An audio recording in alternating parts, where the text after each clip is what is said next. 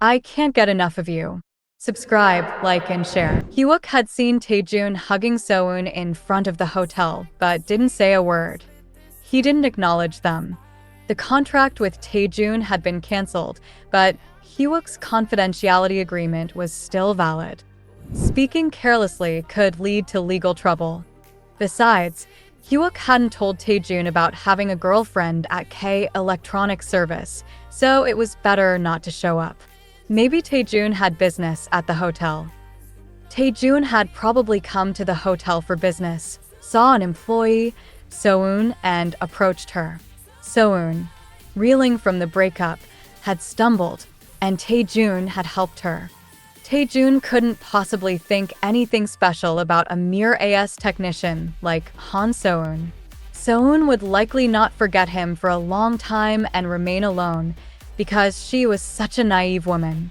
Even though he could foresee the future clearly, he couldn't shake the feeling of unease.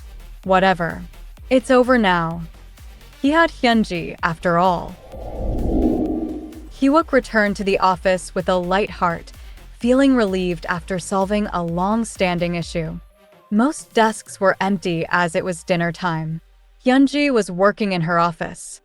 Hyun-ji, I finally broke up. Hyun-ji, typing up a brief for a case she was handling, didn't look up but smiled.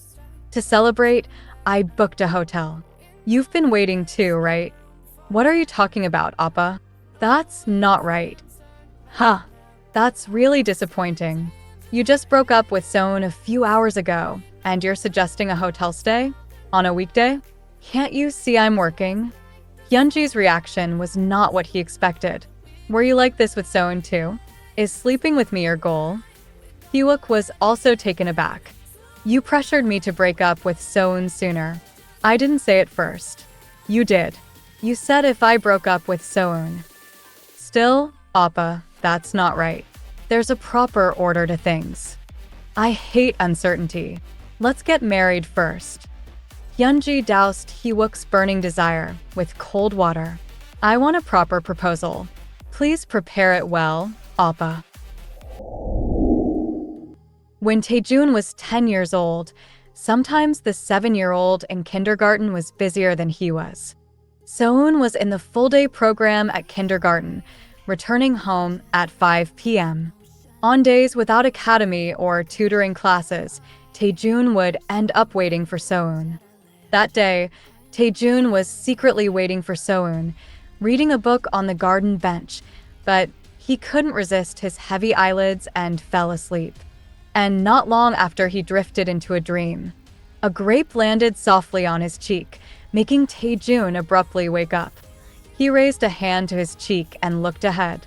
There stood So-eun, laughing mischievously. Appa, do you wake up if someone kisses you like my dad? Tae-joon's face flushed a deep grape wine red. So-eun, with her innocent face, kept asking questions. She seemed so sincere that it didn't feel like a joke. If you touch my face again, I'll hang you from that tree. Tae-joon pointed angrily at the big tree in the garden. But I didn't use my hands, I used my lips. That doesn't matter. Appa, where are you going? Come play with me. I don't want to, I'm busy. Hey, I just saw you sleeping. Come here. I'm the kiss monster now. Tae-joon found the sight so funny that he laughed. After laughing for a while, Tae-joon pulled something from his pocket and handed it to So-eun. Eat this. It's ugly just like you. Wow, it's a goblin candy. So-eun jumped around joyfully. The day after the breakup, So-eun didn't sleep much the previous night, but she went to work energetically. Before work started, she was browsing through various online shopping malls when Bobae spoke to her. Chief, it's the first time I've seen you shopping online. Yes, I'm looking to buy some clothes. Are you going somewhere special? No, I have a blind date. What? Did you break up with your boyfriend? Excited, Bobae raised her voice but then lowered it, aware of their surroundings. Did you break up, Chief? When? Yesterday. But you're already going on a blind date? At Bobae's question, Soun stopped smiling and blinked. Her reaction was similar to director Kim Tae-joon's. Is it too soon? No, it's okay. If you think that's best for you, it's fine. While they were having this important conversation, Chief Jang Eunpyo was lingering behind them. Chief Jang, do you have something to say? Nothing. At Bobae's question, Eunpyo quickly returned to his desk. Bobae continued in a low voice. Chief, is that why you were sick the other day? Because you were debating whether to break up or not. Yes, I think that was it. But I'm okay now. Chief, if there's anything you need help with, just let me know. You should eat well, sleep a lot, and go out and have fun. Yes, that would be nice. Soun appreciated Bobae's energetic support, but let out a deep sigh. It would be great to rest and play a lot, but she was tied to director Kim Tae-joon. Around 8 p.m., So-eun went up to the 7th floor. For some reason, Tae-joon was waiting for her in the office. You're here. Yes, director. Hello. Are you busy this weekend? Yes, I have a blind date. So-eun was becoming bolder. Sorry, but you'll need to come in this weekend. I need the work finished by Monday morning. I have to review it urgently. Are you really sorry? There was a man who could say he was sorry so shamelessly. Soun didn't fully understand men's hearts, but she wasn't a fool either. She was someone who paid attention to others' feelings more than anyone. There had been interactions beyond the usual boss-subordinate relationship between Tae-joon and So-eun. Though all were by chance, Tae-joon had been overly involved in So-eun's personal matters. Until yesterday, she could understand it as a unique interference from a boss who liked morning dramas, but not today. I clearly said yesterday that I was grateful for everything and bid farewell. We were supposed to go our separate ways. For a brief moment, she wondered if he liked her. But then she thought, in this day and age, who torments someone they like? Director, can I ask you something? Do you dislike me a lot? Instead of asking if he liked her, Soun asked if he disliked her. It was the best question she could ask from her position. She wondered if his feelings influenced his decision to give her this task. How much was he involved emotionally? Asking the question made her suddenly nervous. She recalled the warm embrace she received yesterday, the way he hugged her tightly, comforting her with a subtle trembling and a pleasant scent that made her feel at ease. Even now, she thinks if he weren't her boss, if he weren't someone who seemed so distant, she might have felt a romantic attraction to him. The boundary she set for their relationship was clear, but she wondered if he saw it differently. How did he define their relationship? As Soun waited for him to speak, she saw his usually indifferent expression turn towards her, his narrowed eyes observing her. After a brief silence, Tae-joon looked directly at her with an unwavering expression and said, I'm just your boss, Miss So-eun. If you work hard, I'll like you. If you're not diligent, I'll dislike you. It felt cold and logical, almost cruel. But I do think you're a diligent person, Miss So-eun. So don't disappoint me. He made it clear that it was all about work, nothing personal. Don't forget, the due date is next Monday. I have something to do, so I'll be leaving first. After giving his directive, Tae-joon stood up and left the office. Outside, she could hear him telling Song Moon-kyung to take her home. It wasn't particularly sad, but her eyes burned. Maybe it was because she realized that even the person who comforted her so warmly yesterday was not on her side. Left alone in the office, Soun looked at the mountain of work with blurry eyes. By next Monday. Could she do it? It seemed almost impossible. But being given such a daunting task made her determined. If I get this done, I'll have overcome a major hurdle in life. Did he think she would give up on her blind date? I'll stay up all night if I have to. I'll get it done before the weekend. I'll show the resilience of a Korean worker. Soun wiped the tears from her eyes and vowed to complete the task. Just wait, Hee-wook. Just wait, Tae-joon. I won't break. I'll live well, just to show you. Everything wet only takes shape when it dries. She needed to compose herself once her tears dried. Tae-joon, who had an appointment near Song Moon-kyung's house, decided to take her home and went down to the first floor with her. "You're so kind to others." Moon-kyung spoke cautiously in the elevator. "But you're especially cold to Miss So-eun." "Do you think so?" "You seem to care about her." It was the first personal opinion she had given about him. Song Moon-kyung knew how to maintain boundaries and had good judgment. If she pointed it out, it meant he had shown too much. Last night, Tae-joon dreamed of a day 20 years ago. A memory of a kiss, not from his mom, dad, grandpa, or aunt, but from someone who left an indelible mark on his mind. As he unlocked the memories associated with So-eun, lost memories began to return. Not long after that incident, the 7-year-old So-eun disappeared from the mansion. His aunt had said she left one night without a word. He also recalled the conversation with his aunt. "Han So-eun left. That's what we were told all of a sudden. We don't even know why. They leave without even saying goodbye or where they're going." He really couldn't like that child. Despite all the candies, caramels, jellies, snacks, and ice cream he gave her, despite playing with her so much, she left without a word. Are you disappointed? Must have really been getting along with that girl. It was so empty, so filled with betrayal.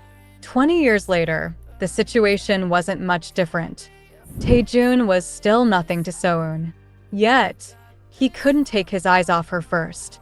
The So-eun who had just broken up and was already scheduling a blind date. The So-eun who suddenly laughed like a madwoman when mildly reprimanded. The So-eun who left him with countless questions and a bright smile. She was fascinating, pitiful, and incredibly vexing. Because I hate her. The small, fragile girl who was close yesterday and a stranger today. The one who seemed like she might disappear again. He was uneasy. She's just the type I dislike. Tae-joon stuffed countless unspeakable emotions into those words. It was convenient but troubling. This self-tormenting pleasure of keeping something disliked close should remain unnoticed. I mean, she's the type of person I hate. Don't mention it to my aunt. That's my pride as a secretary. Before Tae-joon could finish, Moon-kyung reassured him with a confident smile. I serve Director Kim Tae-joon, not the distant CEO Kim Suk-hwa. Of course. There's no need to thank me, Director. Tae-joon trusted Song Moon-kyung, but he knew he shouldn't stand out too much. Early Friday morning, in the Future Services team office, So-eun woke from her dream in convulsions, groaning as she slumped over her desk. She had only slept for 30 minutes, but had a vivid dream. In it, she was on a stage reminiscent of a kindergarten play, playing the role of a Little Red Riding Hood with a princess complex.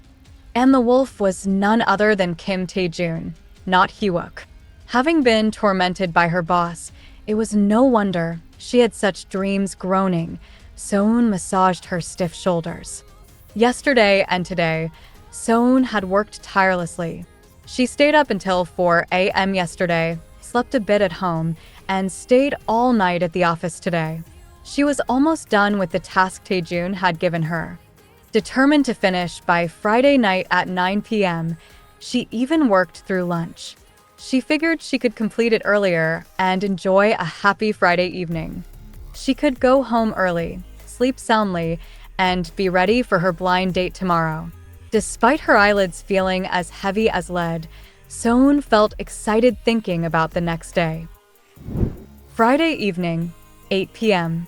In the past 2 days, Tae-joon had been occupied with many external matters, spending a lot of time outside. Now that his external schedule was mostly cleared, he could stay in his office. He had assigned work to So-eun and hadn't been able to check on her for the past 2 days. But today, he could stay beside her. Tae-joon wanted to see So-eun struggling with her workload. By Sunday evening, if she cried that she couldn't finish on time, he was ready to step in, pretending to be generous and help her. After finishing his work, Tae-joon casually walked over to So-eun's office. To his surprise, So-eun's expression was bright. He wondered if she had become detached from reality due to the overwhelming work. "Did you manage to get a lot done?" "Yes, I finished it." So-eun's energetic report made Tae-joon's eyes widen. He quickly went to review the file So-eun showed him. He couldn't believe it. The amount of work was enough to keep him up for 2 nights straight. "She's actually done? How did she do it? Did a fairy help her overnight? Or a bull? A toad? Did she have a housemaid or something? Did someone help you?" "No, I did it." "All by yourself?" "Yes," So-eun answered confidently. "How?" Tae-joon looked at her with a cloudy expression. She must really want to go to that blind date. There's nothing anyone can't do if they are determined to do it.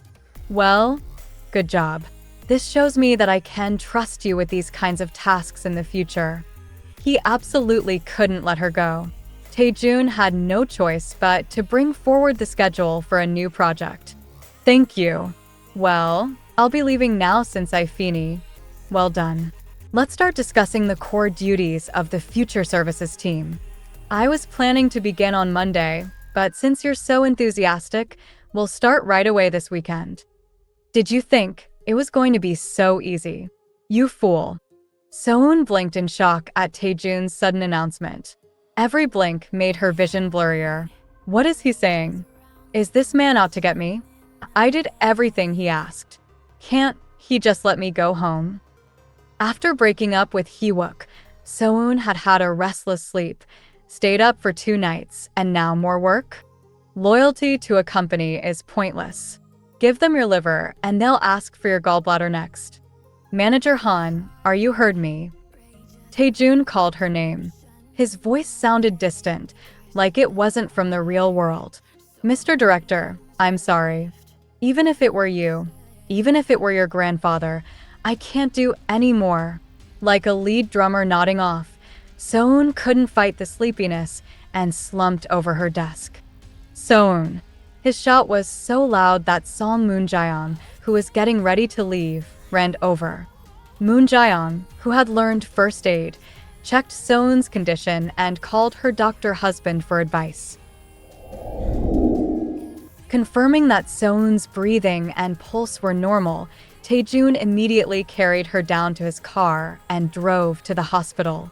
Moon-jae-on called So-eun's colleague, Park Bo-bae, to ask about So-eun's condition. "Miss So-eun stayed up all night at the office yesterday and today," Moon-jae-on reported to Tae-joon after finishing her call. 2 nights. "Yes. She went home early yesterday morning to wash up and then came back. Today, she stayed up all night at the office." Crazy. This woman is crazy. How can she be so earnest about everything? "Oh, it's pretty late. You should leave first, Miss Song Moon-jae-on." "No, I can stay." "You should leave first, Director." "No. You need to take care of yourself, too." Tae-joon was concerned about the pregnant Moon-jae-on. Moreover, it was Friday night. A woman's snoring filled the room. It was so loud that it was embarrassing to hear. One couldn't tell if the sound was from a woman, a man, a person, or a beast. It had been 20 years since he last came to an emergency room. Since that day when he lost his parents, this was the first time he was in an emergency room. Despite snoring so loudly, at some point, her breathing had become soft. Tae-joon, now worried about something else, put his finger under So-eun's nose, breathing in and out, in and out. Warm breaths tickled his fingers. She was sleeping well. Tae-joon let out a long sigh of relief. He had thought it would be a peaceful evening, but it was more complicated than ever. Did she really want to go on that blind date so badly? If she wanted to, she could have ignored my words, skipped work, and gone secretly. Why did she have to try to do both, pushing herself to the limit? She had taken unpaid leave for a month to care for her prospective mother-in-law, and now she was exhausted. She was a woman who didn't know how to live life casually. The more you pressured her, the more resilient she became. I can't believe she wanted to go on a blind date in this state. As he sat there for a while, her bag started vibrating. Tae-joon picked up So-eun's phone that Song Moon-jaeong had found. The name Blind Date Park Jin-mook appeared on the screen. Tae-joon ignored it and put the phone face down. But the phone rang again. This guy didn't know how to give up. Feeling he couldn't just let it keep ringing, Tae-joon answered it. Yes, this is Ms. Han So-eun's phone. Where is Ms. Han So-eun? The man on the other end asked awkwardly. She is currently. Tae-joon, feeling amused, thought of saying something random but decided to provide a reasonable answer. She stepped out for a moment. Excuse me, but who am I speaking to? I'm Ms. Han So-eun's friend. Would you like me to tell her to call you back? Oh no. It might be better if I just tell you. Sure, go ahead. Well, I need to apologize. I recently broke up with my girlfriend and impulsively agreed to a blind date, but I ended up getting back together with her yesterday. Thinking he would be confirming the blind date, Tae-joon was surprised to hear the opposite. Oh, I see. Tae-joon's sharp voice softened. So, please tell Ms. Han So-eun that I can't make it to the blind date. I'm really sorry. Understood. I'll let her know. Thank you. Goodbye. The man quickly conveyed his message and hung up. Tae-joon was glad he answered. If he hadn't, it would have bothered him all the while. Putting the phone back near So-eun, Tae-joon resumed his previous position. She didn't know about this complicated situation, and sleeping like a princess from a fairy tale, she seemed oblivious to everything. I tormented her out of frustration, wondering why she lived like that. Now, I want to keep watching her, wondering why she lives so earnestly. No, I wanted her from the beginning. That's why I contributed to her breakup and made her life difficult. I can acknowledge my feelings, but what comes next must be calculated. If the fact that this woman is close to me reaches my aunt or grandfather, what would happen? It wouldn't affect me. The woman would just be driven away, like 20 years ago, without a word, disappearing without leaving a trace. Don't touch her. If you want to keep watching her for longer. The rational part of Tae-joon persuaded. But will this feeling last long? I don't think so. It's a temporary, unstable affection that grew on top of solid hatred.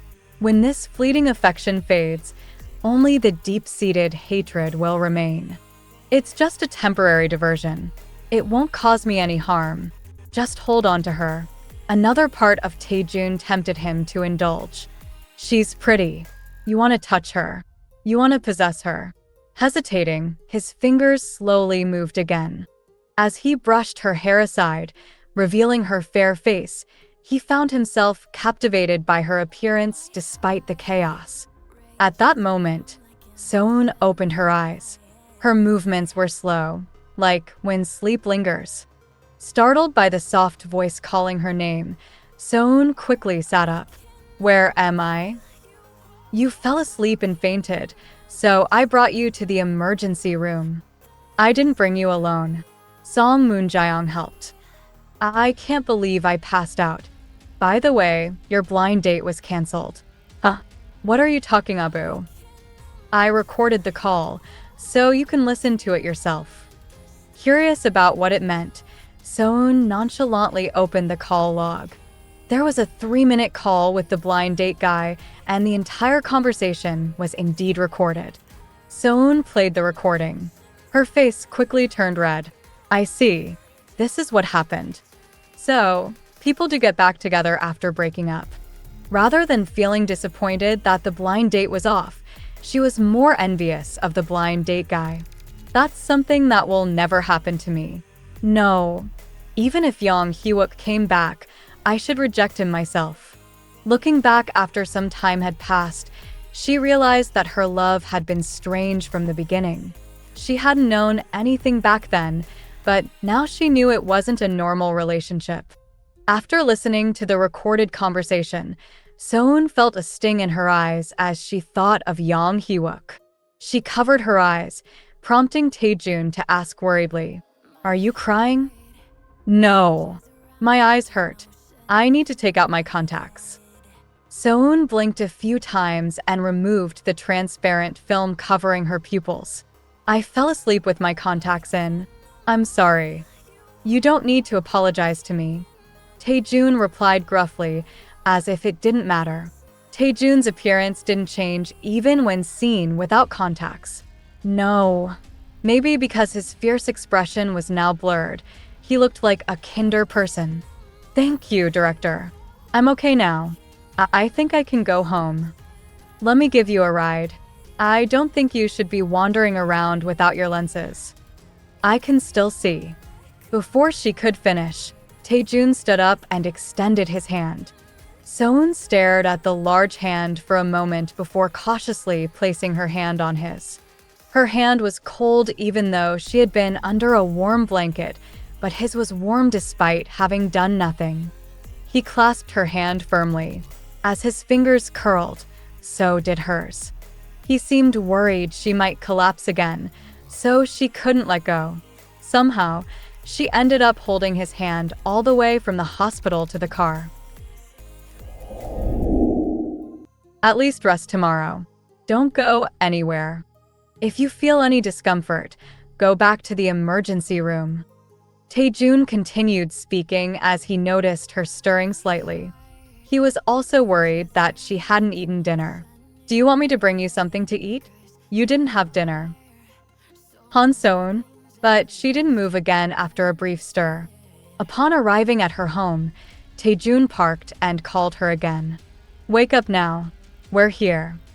Aren't you going to get out?" Soun didn't respond.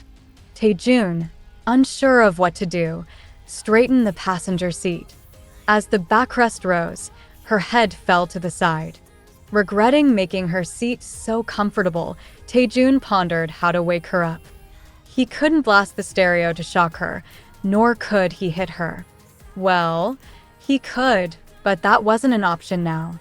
After some thought, Tae-joon leaned in and softly spoke into her ear. "So-eun, wake up if you don't want to be scolded."